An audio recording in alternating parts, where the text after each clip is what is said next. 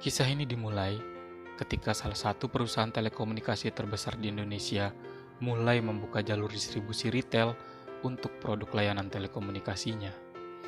Generasi tahun 90-an pasti tidak asing dengan yang namanya wartel. Pada masa itu, di setiap ujung gang, di dekat sekolah, di pusat keramaian, dengan mudah wartel kita temukan. Saking besarnya kebutuhan akan layanan telepon di tempat umum ini, banyak sekali kita jumpai warung makan, tempat fotokopi, bahkan warung kelontong terdapat wartel di dalamnya. Yah, wartel, sebuah warung dengan bilik-bilik telepon di dalamnya yang menyediakan jasa komunikasi dengan perhitungan biaya menggunakan sistem argo. Semakin lama kita menelpon, maka akan semakin besar biaya yang harus kita bayar. Jika mengingat masa-masa itu, kangen sekali rasanya mengantri di dalam wartel untuk sekedar menelpon keluarga di luar kota. Anak zaman now pasti nggak paham sensasi rasa deg-degan ketika menelpon rumah gebetan tapi yang menerima telepon adalah ayahnya, atau berlama-lama menelpon di dalam bilik wartel untuk PDKT dengan gebetan di luar kota yang kita kenal lewat Friendster. Momen-momen di masa itu kini hanya tinggal kenangan. Begitu juga wartelnya. Hari ini tidak ada lagi wartel. Wartel sudah lenyap, punah, mati, dan hilang tertelan zaman. Warung yang pada masanya adalah sumber nafkah untuk ratusan ribu keluarga, warung yang pada masanya telah memberikan kenangan pada jutaan manusia, dan warung yang secara langsung berkontribusi untuk ekonomi di negara ini, kini telah tiada. Data dari Badan Pusat Statistik tahun 2015 menunjukkan dengan jelas bahwa wartel telah punah. Apakah wartel benar-benar sudah punah? Jika wartel yang dimaksud adalah akronim dari warung telepon, maka jawabannya ya, wartel telah punah. Namun jika wartel yang dimaksud adalah akronim dari warung telekomunikasi, maka jawabannya tidak. Wartel tidak punah. Wartel hanya berevolusi. Jika wartel belum punah dan telah berevolusi, maka berubah menjadi apakah wartel saat ini? Sesuai dengan perkembangan teknologi, di mana layanan seluler berkembang sangat pesat, bahkan bisa dikatakan telah menjadi kebutuhan primer masyarakat, wartel telah berevolusi menjadi wartel 2.0, dan lebih dikenal dengan istilah outlet atau counter. Wartel yang dulu hanya menyediakan layanan sewa telepon, kini berubah menjadi penjual SIM card dan pulsa. Dan sejarah pun berulang. Meledaknya industri seluler membuat wartel 2.0 menjamur. Saking besarnya industri ini, sampai seluruh modern market ikut-ikutan menjual SIM card dan pulsa. Untuk lini produknya, tentunya kamu pasti tidak asing kan dengan kata-kata berikut. Sekalian isi pulsanya, Kak. Wartel yang dahulu secara fisik wajib menyediakan bilik telepon atau setidaknya kursi agar pelanggan nyaman menikmati layanannya, pada masa ini telah berubah menjadi wartel 2.0 yang hanya membutuhkan satu handphone sebagai alat utama bertransaksi.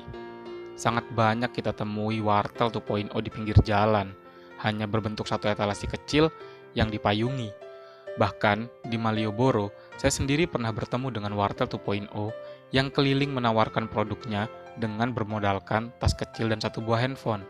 Tidak hanya itu, beberapa dari wartel 2.0 menjelma menjadi perusahaan distributor layar kedua, yang biasa dikenal dengan istilah server.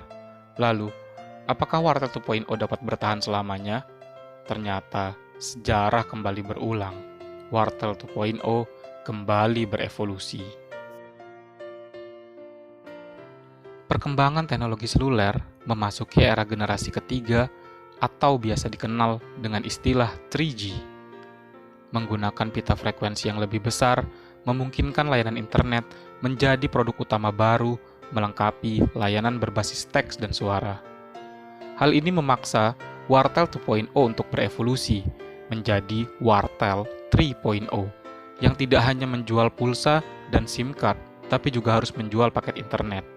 Parahnya, banyak wartel 2.0 yang berguguran, bahkan yang skala usahanya sudah startup server. Hal ini terjadi karena menjual layanan internet mewajibkan penjual paham dengan yang dijual, sehingga mampu untuk melayani pelanggan yang masih baru menggunakan internet. Apa yang terjadi di era Wartel 3.0? Ternyata, lagi-lagi sejarah berulang. Wartel 2.0 yang tidak bisa beradaptasi, mati di telan laju perkembangan teknologi.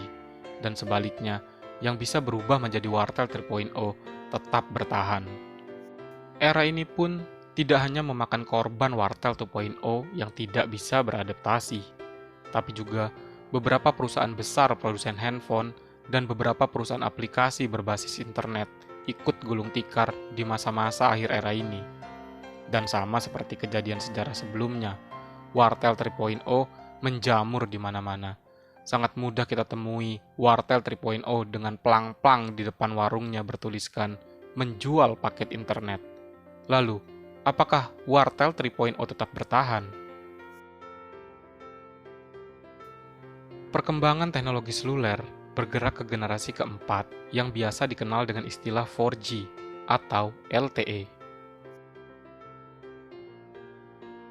Mayoritas masyarakat hanya tahu bahwa era 4G menyediakan layanan internet dengan kecepatan yang lebih besar dibandingkan dengan 3G. Hal ini dikarenakan frekuensi yang digunakan lebih tinggi, sehingga menghasilkan jalur yang lebih lebar untuk mengirimkan bit-bit data komunikasi. Namun, tidak semua orang tahu bahwa teknologi 4G hanya menyediakan layanan internet. Itulah mengapa ketika kita melakukan pengaturan jaringan handphone ke pilihan 4G only, kita tidak dapat melakukan panggilan telepon ke nomor HP yang lain.